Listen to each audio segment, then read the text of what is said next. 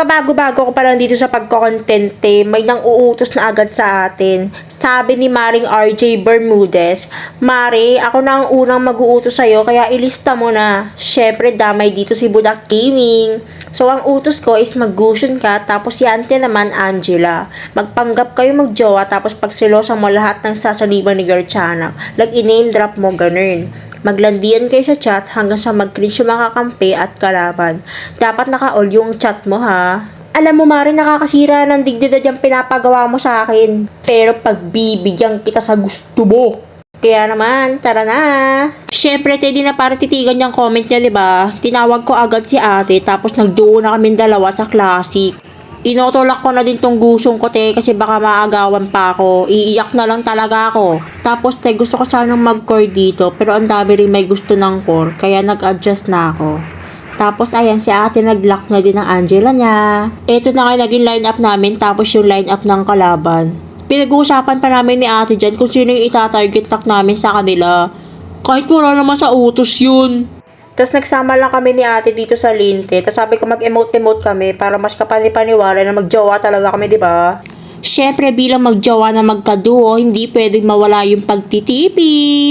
Tipi nga kami ng tipi, wala naman nangyayari kasi ayaw lumabas yung katapat namin na Layla. Kaya sabi ko kay ate, kunin na lang namin tong salagubang. Nagtatay pa ako dito, kinukuyog na pala kami.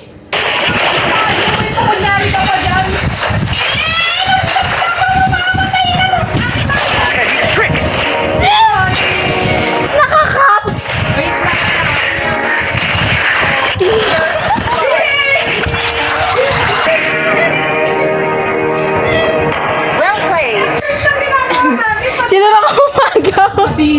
Sino kumagaw, te? Can't define me. Yan, si Chief. Si Laila. Sabihin mo sino kumagaw.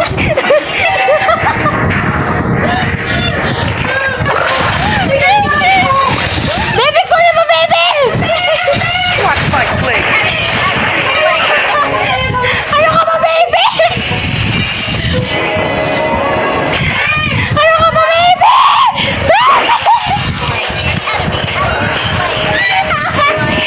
I will get revenge for you, baby. Pinatay niyo yung baby ko, ha? My turn ka, baby. Sige, baby. Anything para sa baby ko. Hala! Magjowa pero yung affinity, bestie. Te, pag walang jowa, manahimik na lang kasi. Hindi yung sinashare mo pa yung opinion mong nonsense. Nonsense? Namatay ako, te. Baby Sanib. Sorry po. Magpupush dapat kami dito tapos biglang nag-flicker si ate. Eh di syempre susundan ko, jowa ko yan eh. Napatay na pa namin yung Layla, pero kami sumunod te. Mo ko, inaiswan mo ko. Para sa'yo yun baby ko. Oh, Sim.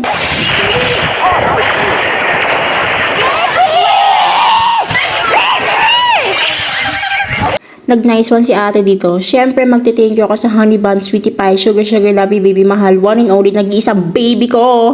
Sabi nung kagura, 2-5 lakas. Wala ka ng baby eh. Baby, ang galing mo. Ti, super siligang naman. Ayan, sorry baby. Mali pa selling ko. Parang mapupunta yung kamao ko sa mukha ng Joy. Nakikibaby ba naman sa baby ko, te? Lumabas yung pagkaseloso ko, te. Nag-chat ako dito, sabi ko, sa akin lang ang baby ko! Inaano ko yung kaguro dito, te, kasi inano din ako eh. Tapos tinatawag na pala ako ng baby ko. Lakas na Tamang pailaw lang kami dito ng baby ko, tapos may nakikisali. Inggit ka ba, be? Alam niyo naman ang kasabihan ni ate na kapag sumanib si Angela, pumalag ka sa liwati. Nasa other side kasi yung natalian ni ate kaya umikot pa ako. Pero naabutan ko din siya at napatay namin. Siyempre magpupurian kami ng baby ko. Inaasar-asar ko lang yung kalaban dito, patipi-tipi lang. Tapos maya-maya ipaprank ko yung Jennifer para matalunan niya ako kunyari. Tapos naiwan pala doon si ate. Kinuyog agad siya ng 5 di pinatawad Ililigtas ko sana te, kaso namali ako ng skill. Tapos wala na akong nagawa, namatay yung baby ko. Suyo time! Sorry ako ng sorry te, kahit tawang-tawa ako na naiwan ko siya dun sa kalaban. Hindi ko naman sadya. Sorry baby.